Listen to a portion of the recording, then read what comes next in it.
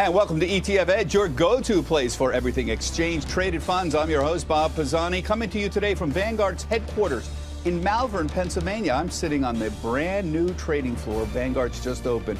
Vanguard is the world's largest mutual fund ETF company and the second largest asset manager in the world with $7.8 trillion in assets under management. Think about that, $7.8 trillion. Let's talk with Greg Davis. He's Vanguard's Chief Investment Officer, and Janelle Jackson. She's the Global Head of ETF Capital Markets. Greg, before I ask about the ETF business, the big topic on everybody's minds is interest rates and the direction of interest rates. What are you telling Vanguard investors? Where are interest rates going to be towards the end of the year and into 2024? Well, if you start at the very beginning in terms of what the Fed's going to do, our expectations is the Fed still has some more activity to take place, potentially 1 to 2 more rate hikes before they finish. The good news for investors, though, is the fact that interest rates are a lot higher. People are actually earning a real return, a real income on their fixed income investments. It's a very different market environment than what we've seen over the last 10 to 15 years. So look at money market funds. You can get a 5.25% yield when in the past you were getting 0. So there's real money to be made out there, even in money markets, which aren't very sexy, but it's a stable part of the market and an important part of people's portfolios. You know, our viewers love clipping these 5% coupons on their money market funds and their one-year treasuries. Are we at a peak in interest rates? Are rates going to be higher or lower a year from now? Yeah, I think what we're seeing from an investor perspective as you look at cash flows, we've seen investors move really along the quality spectrum into the shortest dated securities, away from credit into treasuries. But with this feeling of higher for longer, we're also seeing investors move to the longest end of the curve now. So at the beginning of the year, it was all about short-dated treasuries. We're actually starting now to see more investors move out to the end of the curve in 20-year plus treasuries to try and grab more of that total return given the higher for longer scenario. So it's still not clear, though, whether we're going to be higher a year from now. It seems like there's a bit of a natural limit. To go 5%, 6%, say, 10-year treasuries now would imply we're moving up 7, 8, 9% mortgage rates. This would be a real slowdown in the economy. There seems to be some kind of natural limit. Would you agree? Yeah, I mean, look, we've already seen mortgage rates hit 8%, right? So that's already been impactful to the marketplace. But you have to start at the very front end of the curve. The question is, what's the neutral rate for Fed funds? Our team believes that the neutral rate longer term is probably 3.5% or so, with a higher R-star than many folks have been talking about in the marketplace. So historically, R-star, people have looked at it about 0.5%. We're thinking our investment strategy group believes it's 1.5%. Add 2% inflation on top of that. That gives you a long-term Fed funds of 3.5%. And then you got to factor in the term premium. The normal term premium from Fed funds out to 10-year bonds is somewhere around 150 basis points. Yeah. So 5% Treasury yields is about normal and neutral. And so, again, could it go higher than that? Absolutely. Depends on what happens with the Fed. A lot of jargon there. The key point, I think, is for the viewers, the neutral Fed funds rate would be the rate that is neither accommodative nor stimulative. Or restrictive, right. Right. So where would that, and we don't know where that is, right? That's a sort of a theoretical idea. That's right. Where should it be at this point? Yeah. Where is it right now? Historically, people have viewed the Fed specifically in their research have viewed it to be somewhere around 0.5% on a real basis. You add 2% inflation, gives you a long-term Fed funds of 2.5%. Again, our team, with their research, given what we think about, structural deficits and all those types of factors, we think it's higher than that. And even before the global financial crisis, the neutral rate of Fed funds was actually higher than what we've seen, recently as well. So again, we think it is higher than what the market's pricing in, which allows us to believe that Fed funds will be somewhere in the 3.5% type level longer term, which again is elevated relative to the marketplace. The viewers love bond funds. It's been years and years and years, and the last couple of years, I'm just flooded with questions every week about it. Vanguard offers a very large suite of ETFs, bond ETFs, and of course, mutual fund ETFs, corporates, high yield, a vast spectrum, munis. Where are we? Tell me a little bit about where's the money going and what role do bond ETFs play here in a portfolio? Yeah, I think the money, like I said, is going into treasuries, and folks have kind of barbelled their exposures to the shortest end to grab that yield, the most income that they can, with interest rates being over 5%. And then now it's where are we in that interest rate cycle? So as Greg just talked about, are we at a place where the Fed's going to pause? Are they going to rise from here? How can you grab more of that total return? So the price appreciation, if this is the higher for longer scenario, maybe rates do start to come back in a little bit. plus the yield would be on that longer end of the curve. So that's where we're looking at those longer dated treasuries. I think a lot of investors are also starting to think about allocations to active fixed income and leaving these decisions to the professionals. And we're seeing a lot more active ETF launches. Of the 400 products that have been launched this year in the ETF space, 73% of those have been active solutions, and a decent amount of those are starting up in the fixed income space as well. Now, you actively managed ETFs here. Vanguard was founded largely as an index shop, though. Where does something like active management fit in with the Vanguard ideology overall? And is it more appropriate in bonds than stocks? I mean, where does this fit in, this active idea? Yeah, we always get questions about active versus passive at Vanguard, and the story at Vanguard has always been low cost. So it's really dependent on investors' time horizons, what their goals are, what their risk tolerance is.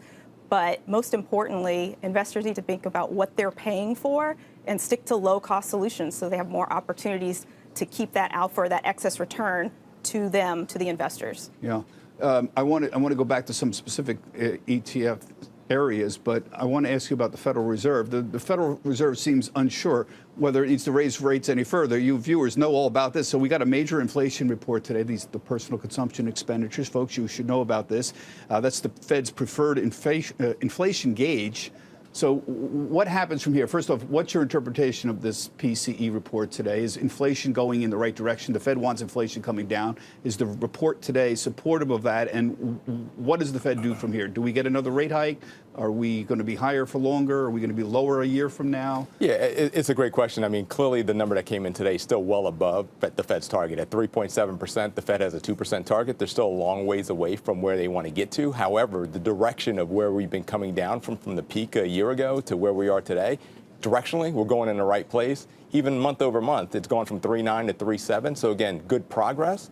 But if the Fed is ultimately trying to hit their 2% target, we believe they will likely need to hike rates again sometime in the course of the next couple of meetings. So wouldn't be surprising enough for one or two more rate hikes if we think about the next number of Fed meetings. Think about the time that we're living through now. The viewers are really confused. You know, there's no imminent sign of recession, yet the stock market is actually recently, like, people are anticipating a recession. I get emails from all of you viewers all the time.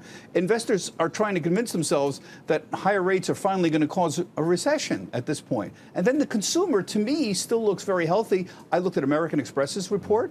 Good report. No problem there. Visa said the consumer was still healthy. And yet consumer spending consumer confidence seems to be down 2 months in a row. So I guess the question is, what's going on with the economy right now? The viewers are so confused, and the stock market is gyrating around a lot. It seems confused as well. Janelle, why don't you give us a comment? I mean, I would just think about this from an investment perspective, and what you're saying and what you're talking about is uncertainty. So nobody really knows when, if we are going to enter a recession. Nobody knows what the Fed's going to do in advance of, meeting next week. And what we've seen with investors moving a lot of their cash into money markets is that they don't know either, but they're really comfortable getting this, 5% plus yield. The trouble with that is you don't know what direction things are going, and you don't want to miss out on the upswing in price appreciation when that does happen. So it just is another example of, when you feel like there's uncertainty, go back to being disciplined with your portfolio, thinking about your asset allocation, making sure that you are trying to be thoughtful about your long-term goals and achieving those, because you don't want to get left on the sidelines when things do change. Same thing. Totally agree. Yeah. What's amazing is I tell people, they say, oh, I want to take money out of the stock market because I'm nervous. And I always say, well, let me ask you this. How old are you and how long do you think you're going to live? Because if you're 35 years old, you're going to live 60 years, and this year is not going to matter at all to you. This is a fundamental principle of investing, and it's one that Vanguard was based upon. My life changed meeting Jack Bogle in 1997. Everything I'm spouting is basically Jack Bogleisms, and yet people don't understand that. They don't understand themselves very well. And so how do you keep emphasizing that message? How old are you? How long? Stay invested. Market timing doesn't work. Understand your own personal risk tolerance, and that will influence your asset allocation. But How do you keep pounding away on the You try to focus on the things that we know are critically important: diversification, low cost. Again, keeping that long-term perspective in mind, because the reality is, to your point, somebody who's saving for retirement or their kids' college education, they should be fully invested, right? And ultimately capture the market returns that you're getting in equities and fixed income, and making sure you stay invested. The reality is, when somebody tries the market time, you have to get two decisions right. You have to get the decision right of when to get out of the market, which is unbelievably hard, and then you have to get the timing right to when to get back into the market, again, which is ultimately very, very difficult. So for investors, the main thing they should focus on is, what can you control? Staying invested, low cost, diversification, and making sure that you have the right level of risk in the portfolio. So even if you do have a market downturn, it's not going to cause you to do something really bad, which means getting out of everything and going into cash, things like that. So you want to make sure you have the right portfolio construction in place. So the viewers constantly message me, they're obsessed with their bond ETF portfolios, but they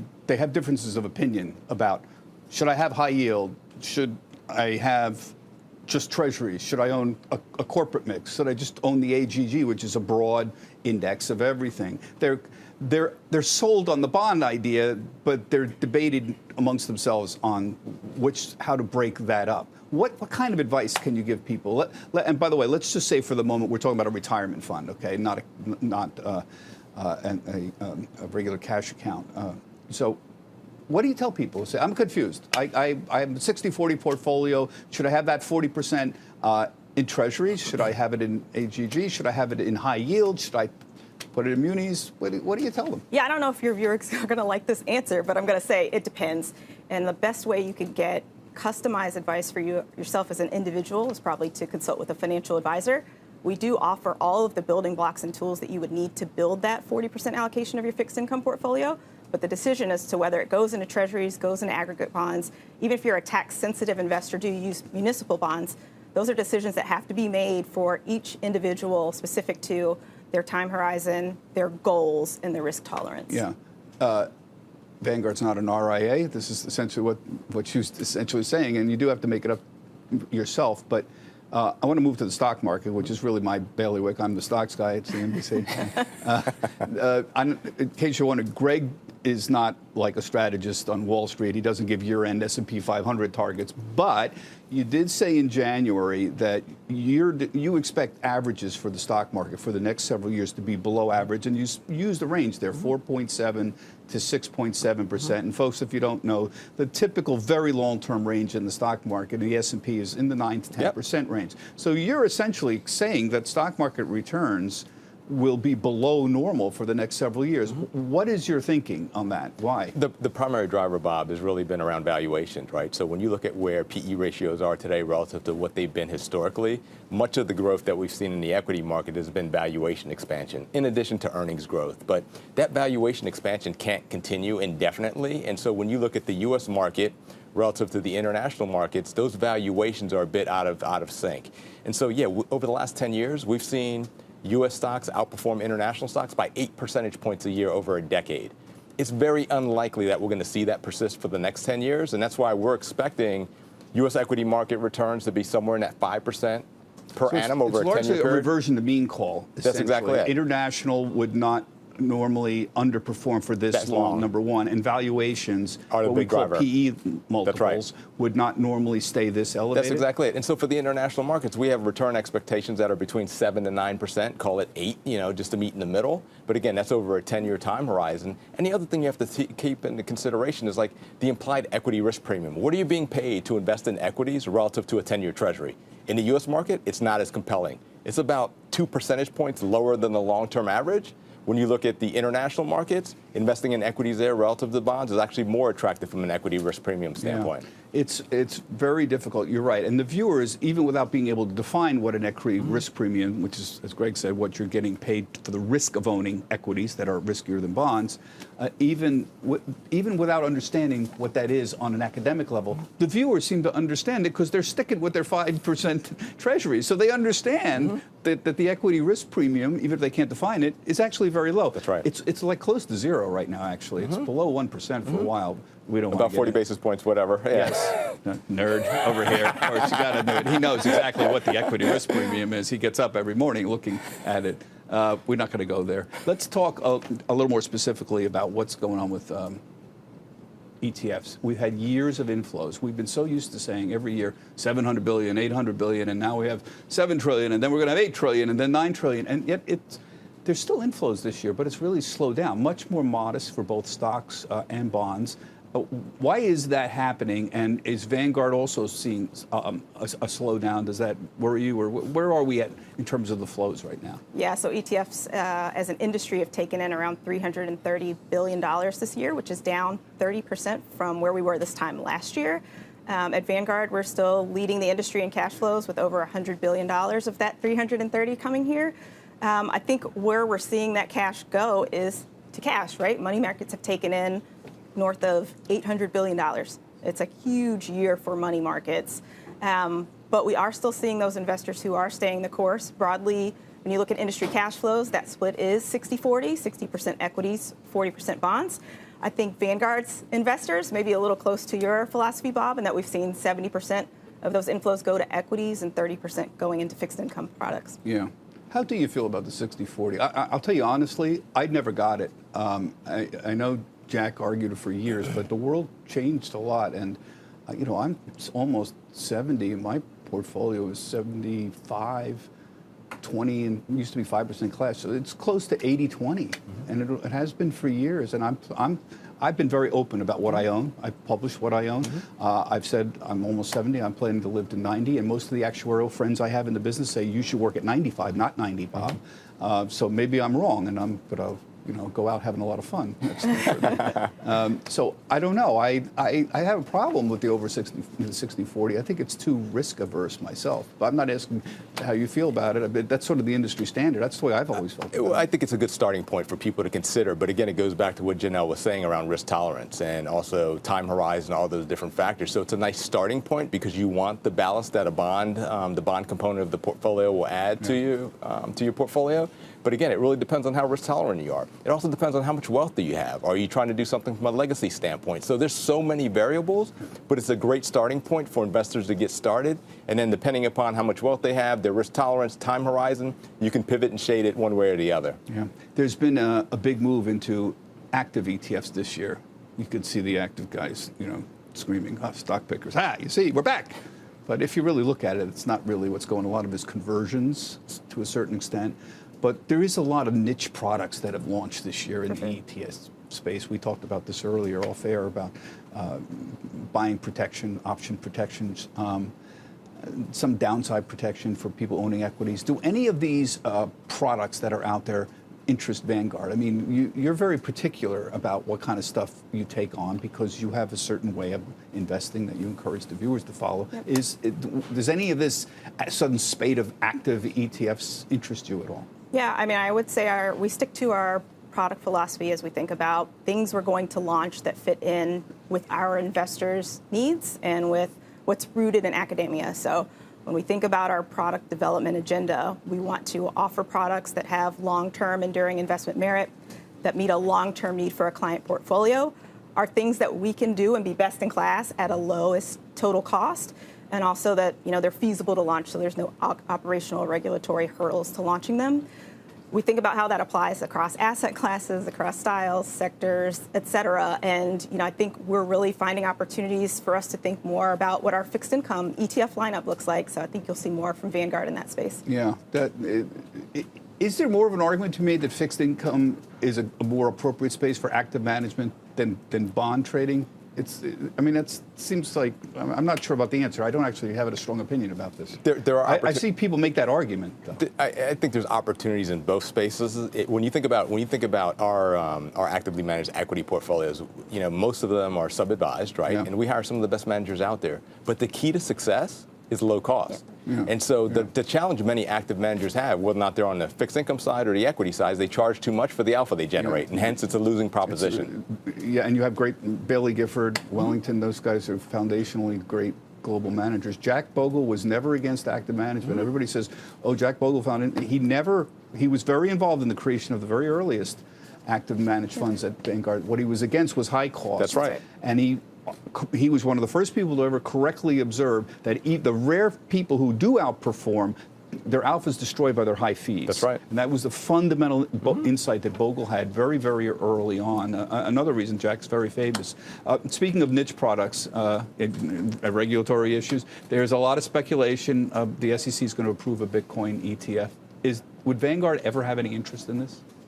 I'll let the guy who makes the decisions answer that one. The head of the investment committee, go ahead. Yeah, I mean, again, we solely believe in the technology behind, Bitcoin in terms of the blockchain technology and things of that nature. But you will now be seeing Vanguard offering a Bitcoin ETF. We just don't think there's real investment merit in that type of speculative product. It doesn't fit in our lineup. Okay. We're seeing big cap tech this year being a little bit dismantled. Microsoft, Alphabet, Meta were down since their earnings.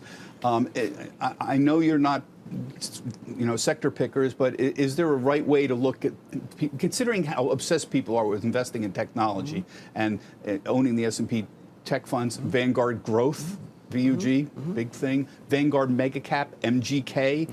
That I put that up all the time. Yeah. We talk about the Magnificent Seven. I say, here you go. This is mostly, MGK is mostly Magnificent Seven. What's the right way to look at tech as part of the portfolio? I think it's an important part of the portfolio, but again, it goes back to diversification. You don't want too much concentration. So again, you want the whole market exposure. You don't want it overly concentrated in growth versus value. There's room for both in a portfolio. People take a lot of risk if they end up being segmented to, the very top end of the cap structure, focus, primarily on growth. You're taking a lot of outside risk that over time you're not going to be compensated for. What about people, and I'm just hitting a few final questions here, who I get calls from people who have non-retirement accounts, their cash accounts outside of a retirement fund.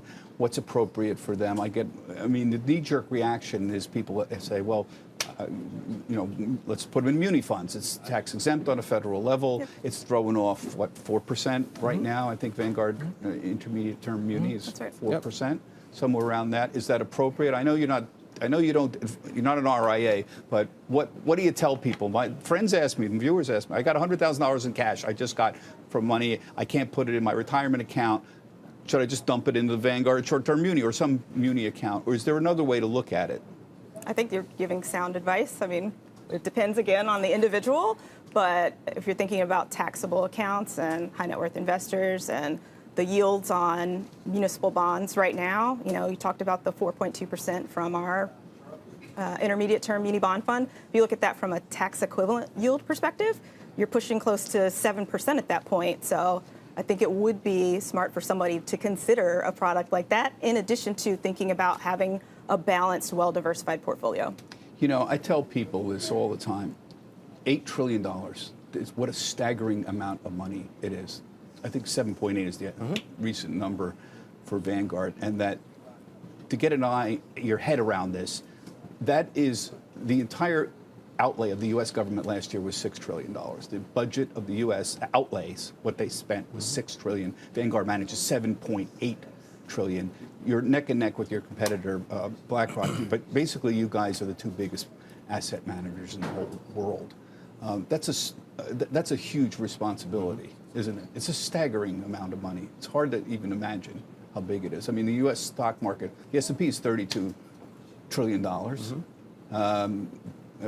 Stock market's probably 40 trillion. Maybe the bond market's 50 trillion, something around there. But you manage a very large chunk of the whole country's money at this point. How do you feel about that? It's a huge responsibility. Something that everybody here comes in every day recognizing we're focused on trying to produce the very best results we can for our clients, whether or not they're index investors or actively managed fund investors. At the end of the day, it's a responsibility that we take to heart every single day to try to produce the best results we can to our clients. Well, we really appreciate you having me here. I know this is you just opened this beautiful new trading floor. Vanguard's always trying to improve their campus. It's beautiful out here, folks. If you ever want to drive by, you can wave on the highway here. It's one of the nicest campuses I've ever been on. Thank you both very much for inviting us. That does it for this week's ETF Edge. We've asked Janelle to stick around and offer some further observations on the ETF business for the ETF Edge podcast. That's coming up. And remember, you can see all of our shows, all of them, all 6 years, on our website, etfedge.cnbc.com. Everybody have a healthy, happy, and safe trading week. Get the ABCs of ETFs with the ETF Edge newsletter. Your weekly update on the hottest trends, expert analysis, actionable ideas, and exclusive insight from host Bob Pisani. Sign up now at cnbc.com/ETF Edge newsletter.